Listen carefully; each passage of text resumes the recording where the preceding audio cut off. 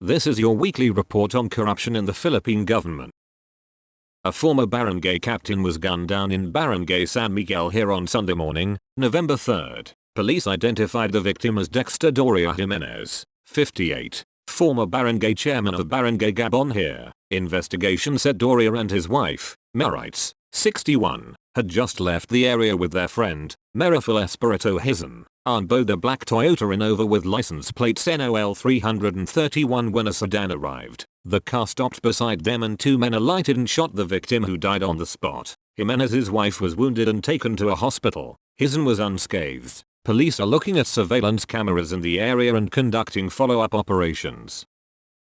A 62-year-old former barangay councillor or Kagord was gunned down in Zone 1, Barangay Handumanan here on Monday, November 4th. The victim was identified as Henry Salbibia of Barangay Blumentritt, Murcia, Negros Occidental, a caretaker of a non-government organization based in this city. Police Captain Sherwin Galloper, head of Police Station 10, said the victim was driving his motorcycle when an unidentified person driving a motorcycle and wearing a helmet and jacket tailed him. The gunman overtook the victim and shot him in the head, Galloper said, citing a copy of a closed-circuit television camera footage. Recovered from the crime scene was a spent bullet shell. Galloper said the victim ran for re-election in the 2023 Barangay and Sangguniang Kabataan elections in Barangay Blumentritt but lost. Police said they have a person of interest and are conducting a thorough investigation to establish the motive.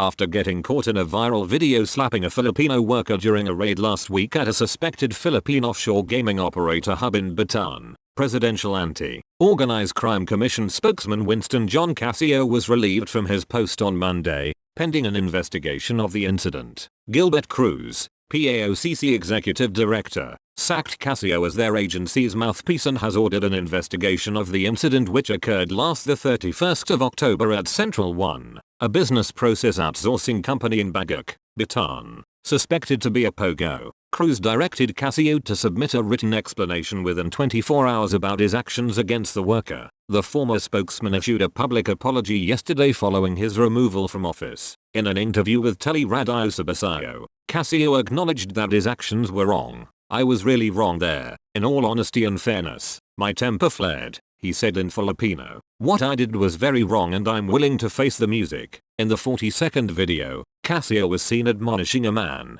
while 7 other men watched. He then grabbed the man, who works as a janitor for Central One, before slapping him twice on the face. Another man then touched the victim from the back and appeared to instruct him to stand straight as Casio kept on berating him. The video ended with Casio slapping the man a 3rd time. In another circulating video which lasted for 37 seconds, Casio was spotted confronting the man. He then ordered agents to bring the victim to another area. He also shouted at the victim in front of other Central One workers. Cruz said yesterday Casio got mad after the victim allegedly hurled profanities and even gave a dirty finger sign to the government agents who were part of the raiding team. However, Cruz said Casio should have controlled his emotions. He said it is possible Casio would be removed from the PAOCC if the outcome of their investigation would show he was at fault. He can be charged with a case. He can be removed from being a director in PAOCC, Cruz told reporters in Filipino in a phone interview. In an interview over DZBB,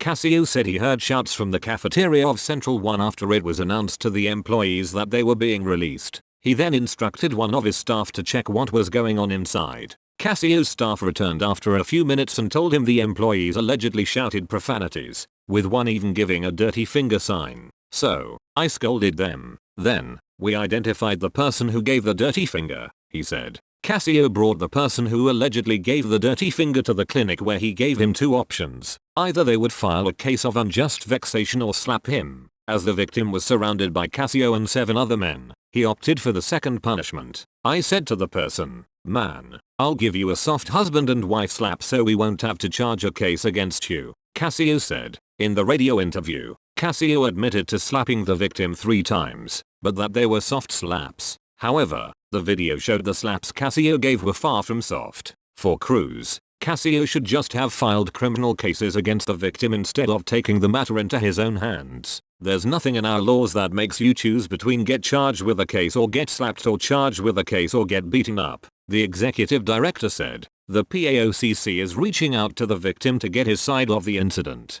Casio extended his apologies to the Filipino people and PAOCC leadership, including Cruz and Executive Secretary and PAOCC Chairman Lucas Bersamin, expressing remorse for disappointing those who have placed their trust in the commission. "Due to my action, I have let down the people who trust the commission," he said. Casio clarified that his actions should not be seen as reflective of the agency, which he described as being staffed by level-headed professionals dedicated to public service. He pledged to comply with any administrative measures that the PAOCC may impose, adding that he will continue to serve the Filipino people in some capacity. That's all for this week. I'll see you next week with more stories of corruption and foolishness within the Philippine government.